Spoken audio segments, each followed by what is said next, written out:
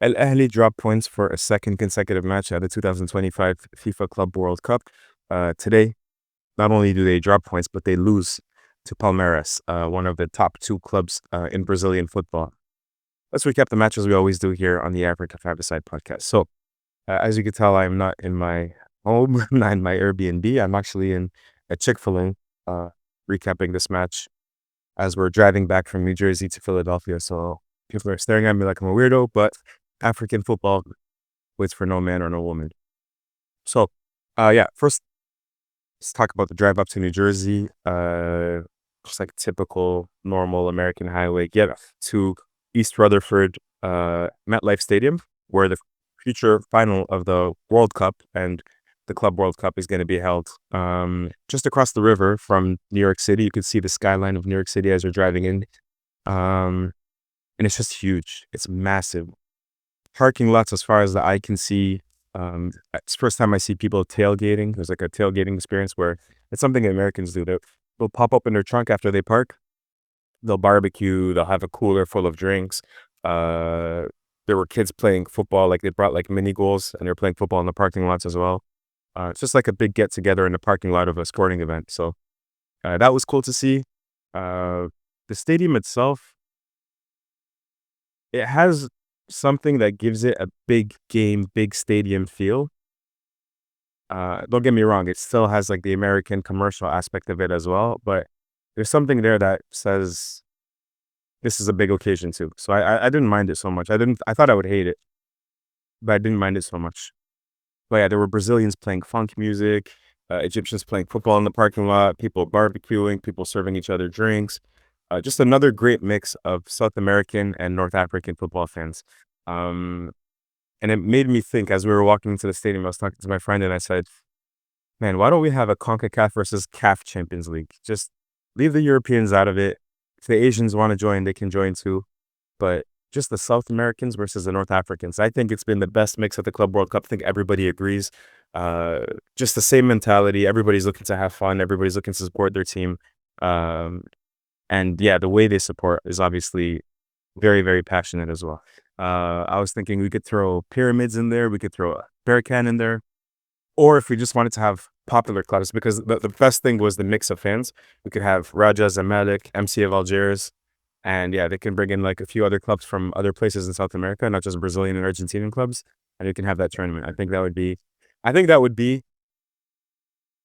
a real magnet for football hipsters all around the world. I think that would be a cash cow. We could have it in Spain or Portugal, meet them halfway, and yeah, that would be great. Anyways, Ahly line up with a 4-3-3 instead of a 4-2-3-1 like they did in the initial opening match. Imam Ashur, of course, injured his shoulder early in the match against Inter Miami, so he wasn't available today. He didn't play. Zizou comes in for him, the new Al Ahly signing from Zamalek, who, by the way, got the biggest cheers from all the Al Ahly fans. You could tell the club is very excited to have him. Um, they also brought in Yahya Atiyatullah, the Moroccan left back, who hasn't played football, I think, for several weeks now. So he's back from injury. He started at left back, and just him being there and playing left back again, it gave Al Ahly a different feel. It felt like more natural than them usually shoehorning a midfielder as a left back. It doesn't really work. It doesn't give them the width the width that they need. So him coming back, I thought he did very well when his first came back. I was watching as they were ready to kick off to see if Al Ahly would start on the front foot or not, because remember, go back to the Esperance match, go back to the Wydad match. In those first 5 minutes, the opposing teams, whether it was Flamengo or Manchester City, they set the tone. So I was waiting to see how did Al Ahly do here, and Al Ahly were actually on the front foot, unlike Wydad and unlike Esperance. They're the ones that took possession of the game, possession of the ball in the early stages of the game. They sat on the ball, they passed it around, they camped, often in Palmeiras' end of the pitch. And in the 6th minute, they start with creating a goal scoring opportunity. It's Yahya Adetullah from a corner kick, swings it in, and Wissam Abu Ali heads the ball, but it was a good distance away. It wasn't close to being on target. So yeah, as much as Al Ahly, we noticed immediately after, as much as Al Ahly were producing good with Yahya Atiyatullah on the pitch as a left back, and it's not because he was stretching. He was actually often underlapping. Trezeguet was hugging the touchline. He was underlapping instead of overlapping. Um, we weren't getting the same kind of width on the other side with Mohamed Hani and Zizou. Zizou was more, it could feel like he's more comfortable as a real midfielder, tucking in a lot, not keeping the width. Mohamed Hani didn't have the greatest of games either. So it was a weird one where they were just like passing the ball back and forth, back and forth. They weren't really getting too much width on the right hand side of the pitch. And because Zizou was tucking in a little bit, you could see Abu Ali often moving from the left side and the right side, dragging himself out of position, which at times, don't get me wrong, that can be useful. Karim Benzema made a career out of, leaving the number 9 position and floating over onto the wings and creating goal scoring opportunities. But Abu Ali obviously is not Benzema. And as he was doing it, if he had any space, he would shoot, sometimes selfishly. But there was nobody in the box. Nobody replaced him in the box. I think that was really one of the main points for Al Ahly today. They were missing somebody like Imam Ashur. As if Abu Ali leaves his position, looking for somebody to make and runs in behind the defense. 15 minutes in, Ultras Ahlawi, they come into the stadium, and we have a little more noise coming from the Ahly supporters. They weren't as good as Esperance. They weren't as good as we did. They were felt like a little more commercial. This was like more like families, Egyptians living in New Jersey.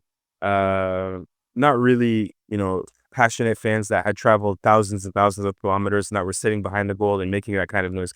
But we needed to wait for Ultras Ahlawi to come 15 minutes in for us to get that. Um, Palmeiras, I thought, as average as Al Ahly were, like Al Ahly were good with keeping possession, as average as they were creating goal scoring opportunities, Palmeiras were the exact same. We didn't really have a goal scoring opportunity from them, except when they had that young superstar Estevao on the ball. 2 or 3 times in the first half, he picks up the ball on the wing, dribbles past 2, 3 players. On one occasion, shoots just wide. He ends up being man of the match, and rightly so, I think. And I think if you're a Chelsea fan, you're just salivating watching him play because he's electric. He's very, very fast, great dribbler. I just haven't seen, obviously, a lot of goal scoring ability yet, but maybe that will come.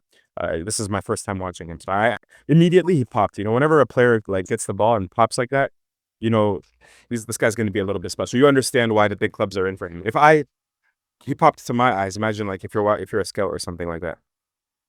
Anyways, 25 minutes in, I write, Al Ahly are holding their own, but I'm not seeing Jose Rivero combinations. Remember when he was at Orlando Pirates, and it took him 2-3 years to build this. But after 2-3 years, we could see him, with those combinations where it's ball into striker, striker lays it off, wingers are going on a run. I wasn't seeing any of that. It felt like Al Ahly players, especially the attacking players, were playing in silos. Like, okay, you stay in this zone, you stay in this zone, you stay in this zone. Abu Ali was the only one that was moving everywhere, and he shouldn't have been moving. But everybody was like staying.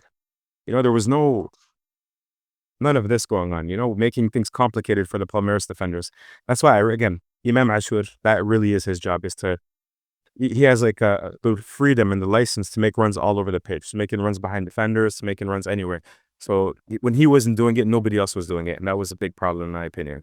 In the 30th minute, I put, even the hydration breaks are sponsored. And I tweeted about this too. So, after 30 minutes, it was very, very hot, as you can see from my face. They have a hydration break. Normal, standard, all around world football. Of course, they have to pump in music because no dead periods are allowed in in any kind of sports entertainment event in the United States of America. So they pump in music, and then, of course, even the hydration break is sponsored. So it was the Powerade hydration break. Just another thing that just made me chuckle for a good 5 minutes. Towards the end of the first half, Al Ahly are dominating. I mean, at halftime, they had 65% possession of the ball to 35% possession to Palmeiras. Neither side had a shot on target, and it was 5-4 shots overall for Al Ahly.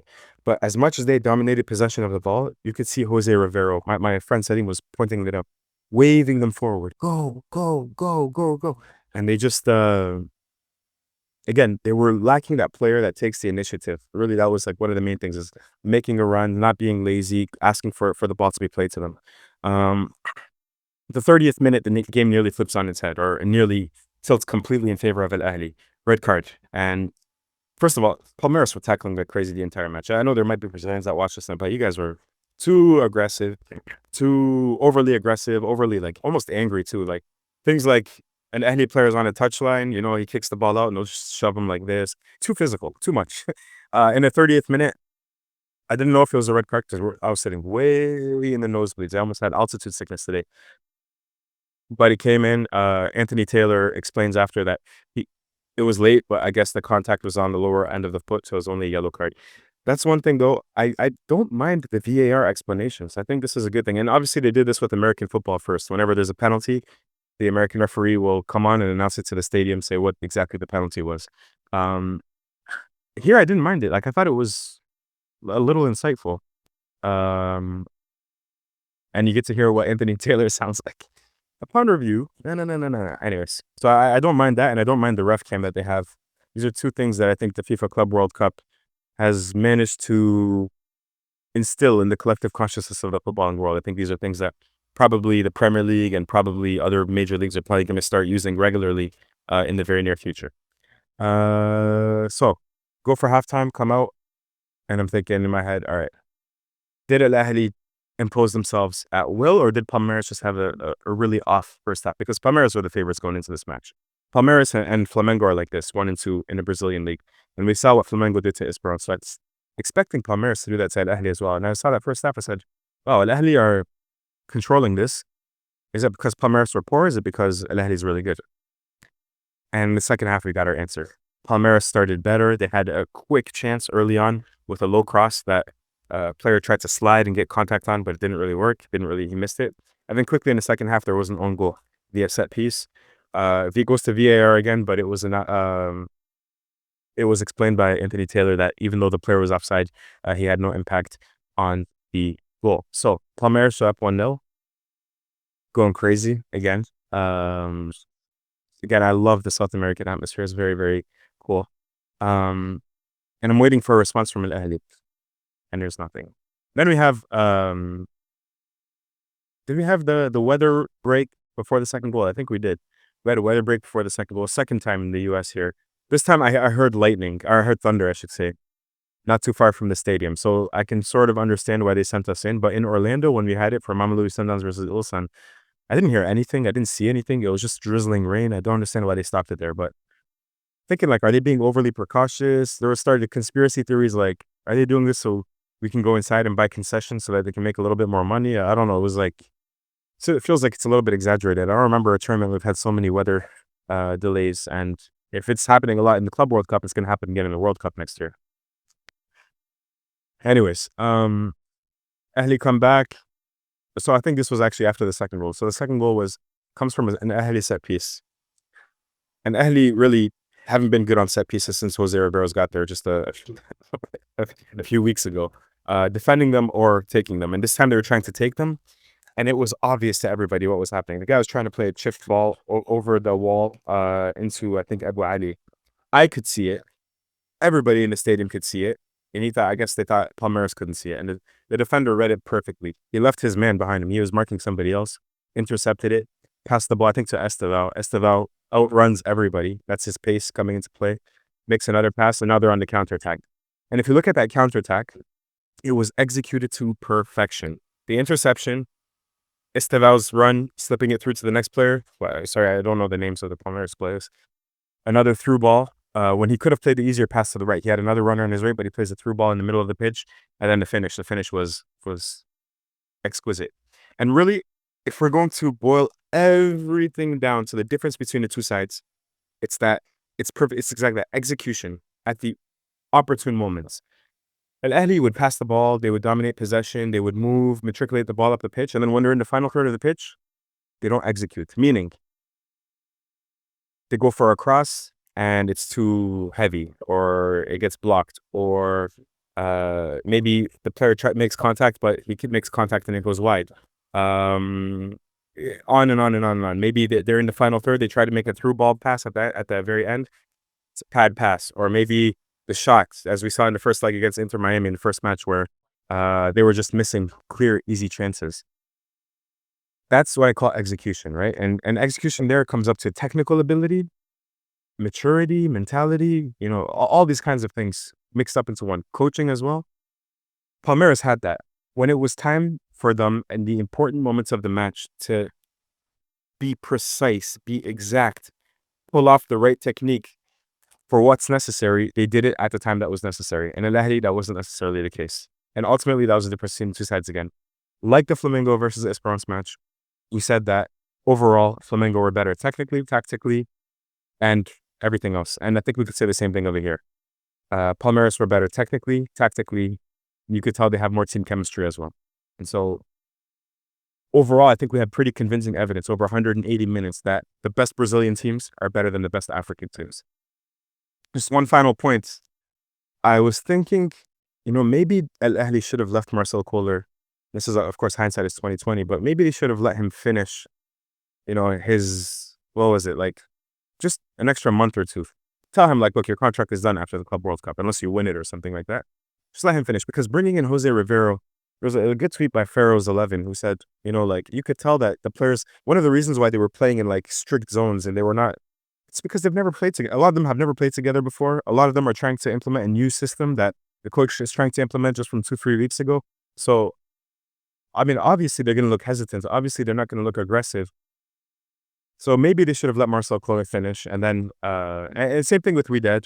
Same thing with, at the end of the day, this is learning experience. And learning experiences, don't make too many drastic changes before major tournaments. This is crazy. I think I got to go because we're supposed to drive back to Philadelphia and it's storming. So I'm going to let you guys go. Take a look at the storm. All right, I'm going to let you guys go and speak to you all very soon. Peace.